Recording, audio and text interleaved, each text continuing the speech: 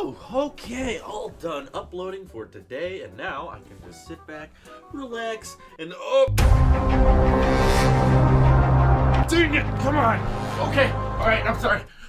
I was wrong. I apologize for that. That's the annoying thing about this tech field, is things change quite often. So I was reading reports that there was not going to be a March event, and that the reason they announced WWDC 17 was because iPads weren't going to be ready yet. But now we've got sources from a fairly credible guy. He's given us stuff in the past, and he's basically saying there will not be one iPad release in March. There will not be two iPads released in March. There will not be three iPads released. Are you saying there's four? There's four iPads. We thought we'd get it. Yes, there will be 4 new iPads released in March. Wow, this is going to be quite a refresh. I don't think that's ever happened before. I know we've had 2. I can't recall ever having 3 iPads released at the same time, but now 4. And it's not just that. We're getting some new juicy information on the iPhone. A while back, people were asking if they were going to refresh the iPhone SE. Probably not, but they're going to give it a spec bump. All they did say was that the iPhone SE would receive 128 gigabyte options, which is great. It's ridiculous that we still have a 16 gigabyte SE. We all know that you can't really have a functioning iOS device with 16 gigs of space. Apple knows this. They removed all the 16 gigabyte iPads when the iPhone 7 came out. They were like, yeah, this just doesn't work. Let's not try to do that. But the SE still has its 16 gigs. I don't know why. If you have a 4K camera on your device, 16 gigabytes should not be allowed. But I understand they wanted the starting price to be really low, but what's the point of having a 4K camera if you only have 16 gigs of space? You can record like 20 minutes and then you're out, not counting all the rest of the stuff you want to have on your phone. So I'm really glad they're upgrading that, and that's all I've heard about the SE. I really think it would make sense if they put in a newer processor chip to speed it up a little bit, just so we kind of have an unofficial SE refresh, because a lot of people like that form factor. And the other new juicy bit of news is we might get a red iPhone 7. Yeah, first time iPhones have had color really since the iPhone 5C that is. Which, that's exciting. I'm not gonna get it because, you know, I got an ecosystem I'm trying to maintain. It's getting more and more difficult, especially if you're a space gray fan, because Apple put so many different shades of space gray across all their devices. Like the Apple Watch space gray is very different from the MacBook space gray, and now there's no space gray for iPhone 7. There's matte black, and there's no matte black for anything else. But now we're gonna start selling a really bright red, product red iPhone 7 and 7 Plus. That's gonna look really cool. I really want to see it, but no, I'm not gonna like interchange my old one. I'm sticking with matte black. I'm really curious to see that. I'm really glad the reports of the red iPhone 7 means we're gonna see that a lot sooner than September, because a lot of people were saying there was gonna be a 7S that came in red. But no, just the actual 7, which is great. I'm fine with this. iPhone 7 is selling really well. They're providing more options. But anyway, let's talk about those iPads. 4 of them. So I was right earlier in saying that they are releasing a 7.9-inch iPad Pro, which is what they're gonna call it. They're not gonna call it the Mini 5 because they're stupid. They don't get how to name stuff. Whatever.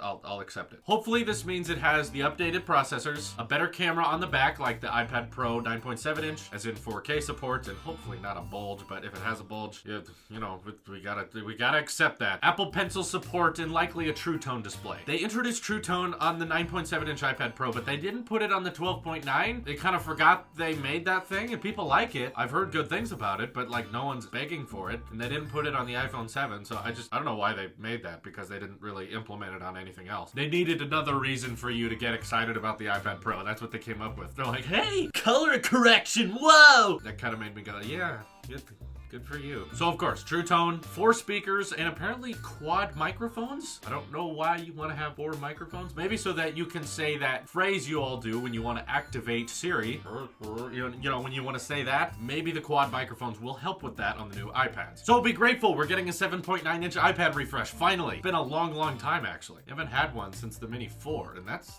before the iPad Pro. That's been a while. The next one is a refreshed 9.7-inch iPad. I'm not sure if they're going to call it the Pro. This might actually officially be called the Air 3, which is weird that we're bringing back the Air models, but I think the idea of it is to be a standard iPad with a little bit slower specs than the Pro, so that it can cater to a cheaper market, so it won't be as expensive. Because with the 9.7-inch iPad Pro, we had that same form factor, but we had a $100 price increase. So Apple's gonna try to cover all their bases with the next generation iPads and make sure that they're not outpricing anyone by making a cheaper model. Maybe $500, $400, we'll see. The next one is the really exciting one, the one everyone's talking about, the 10.5 10.5-inch iPad Pro with a nearly bezel-free design, and this report is saying there will not be a home button on this one. That scares me. What scares me the most about it is these things are coming out in less than a month, and yet no one has one leaked image of it. We don't know what that home buttonless iPad looks like. I'm really scared because I really hope they put a Taptic engine on there so that when you press the on-screen home button, you feel something. I don't really like the idea of having just an on-screen button with no Taptic engine, no Taptic feedback. I hope they came up with something a little more interesting than that. I don't know what they did, but I'm very curious. So that's going to be the first iPad redesign we've had since the iPad Air. Everything since the iPad Air has kind of looked the same. It's gotten bigger and smaller, but you know, we got those two standard bezels on the side, a little bit thicker on the top and bottom. That's about it. It'll be nice to see a redesign. The other one, the iPad Pro 2, the 12.9-inch version, will be getting a True Tone display. I'm sure faster processing chips, you know, the A10X, we all get that, and the better camera, which would suck if we get a camera bulge on the 12.9-inch because I really like how my iPad Pro doesn't have that, but if they're in favor of the 4K camera, I guess I can't stop them. Why does photography matter so much on iPads? But I'm not hearing reports now that there's a 12.9-inch bezel-free iPad Pro 2. I'm just hearing that bezel-free model will be the 10.5-inch one only, which, yeah,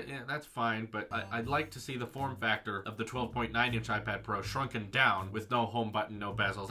That's what I'd like to see, but that's not what the reports are saying. But we should be excited because, hey, we're getting a Keynote next month, and it sounds like it's going to be a pretty stocked full one. The 2 iPhone upgrades and 4 new iPads, all in one Keynote. I'll definitely be live streaming after I view it. I'm really excited to watch it. I hope you are too. And again, sorry for the misinformation I gave in a couple videos ago. That's just the story of, you know, following tech news. This is your Apple Sheep here, and I will see you in the next one.